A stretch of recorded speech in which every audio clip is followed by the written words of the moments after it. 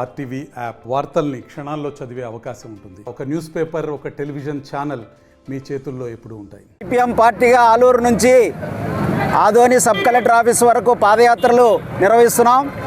రేపు sub collector office ముట్టడి కార్యక్రమాన్ని అక్కడ చేపడుతున్నాం.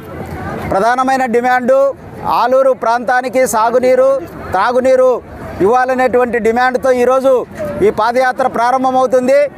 మన ఆలూరు ప్రాంతం కర్నూలు జిల్లాలోనే అత్యంత వెనకబడిన ప్రాంతంగా ఈరోజు ఉంది అంటే కారణం మనకి తాగునీరు కానీ సాగునీరు కానీ లేకపోవడమే.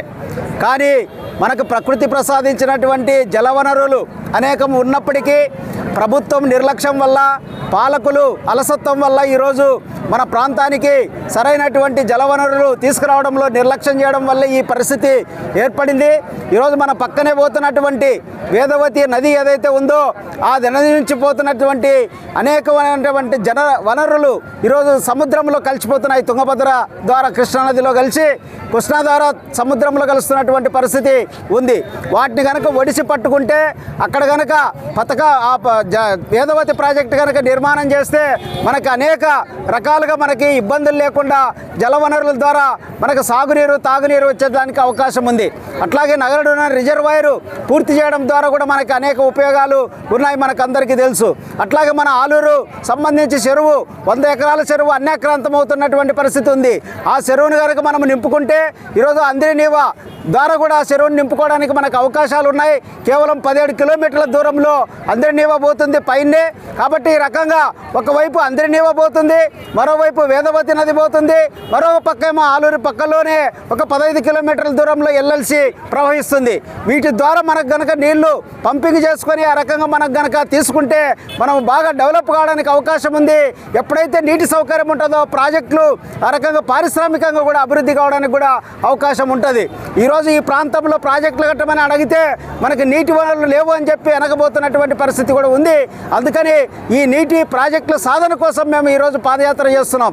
ప్రభుత్వము బానకచర్ల ప్రాజెక్ట్ అనేటువంటి పేరుతో అంటే గోదావరి నీటిని బానకచర్లకు తీసుకొస్తానని చెప్పి పెద్ద ఎత్తున ప్రచారం చేస్తుంది. 85,000 కోట్ల రూపాయలు ఖర్చు పెడతానని చెప్తుంది. మేము డిమాండ్ చేస్తున్నాం, కేవలం 1800 కోట్లు ఖర్చు పెడితే ఇక్కడ వేదవతి రిజర్వాయర్ పూర్తవుతుంది. వేదవతి అట్లాగే నగరంలోని రిజర్వాయర్లు పూర్తవుతాయి. కాబట్టి ఆ 85,000 కోట్ల వల్ల ఆలూరు ప్రజలకు ఒరిగిందేమీ లేదు. బానకచర్ల ప్రాజెక్టు వల్ల మనకేం ఒరిగింది లేదు. అది కేవలము పెట్టుబడిదారులకు అనుకూలంగా మార్చడం కోసమే ఆ నినాదం ముందుకు తీసుకొచ్చినారు తప్ప వేరేది రకంగా కాదు. అందుకని వెంటనే ప్రభుత్వము చర్చించి, అసెంబ్లీలో చర్చించి, మంత్రివర్గం చర్చించి ఆలూరు ప్రాంత అభివృద్ధి కోసము 1800 కోట్ల రూపాయల నిధులు కేటాయించి అభివృద్ధికి కృషి చేయాలని చెప్పి కోరుతున్నాం. దీనితో పాటు స్థానికంగా అనేక సమస్యలు ఉన్నాయి. రోడ్లు సమస్య ఉంది, అట్లాగే ఐటీఐ కళాశాల సమస్య ఉంది, అట్లాగే హాస్పిటల్ సమస్యలు ఉన్నాయి. ఈ సమస్యలన్నిటిపైన కూడా సిపిఎం పార్టీ రాబో కాలంలో కూడా ఉద్యమిస్తుందని చెప్పి తెలియజేస్తున్నాను. ఆ రకంగా దీనికి ప్రజలందరూ కూడా మాకు సహకరించాలని, మద్దతు ఇవ్వాలని చెప్పి సందర్భంగా నేను కోరుతున్నాను. అంజుబాబు, సిపిఎం పార్టీ జిల్లా కార్యదర్శి వర్గ సభ్యుడు. మరిన్ని వీడియోస్ కోసం ఛానల్ ని సబ్స్క్రైబ్ చేయండి. లేటెస్ట్ అప్డేట్స్ కోసం వాట్సాప్ ఛానల్ ని ఫాలో చేయండి. అండ్ లింక్ డిస్క్రిప్షన్ లో ఉంది.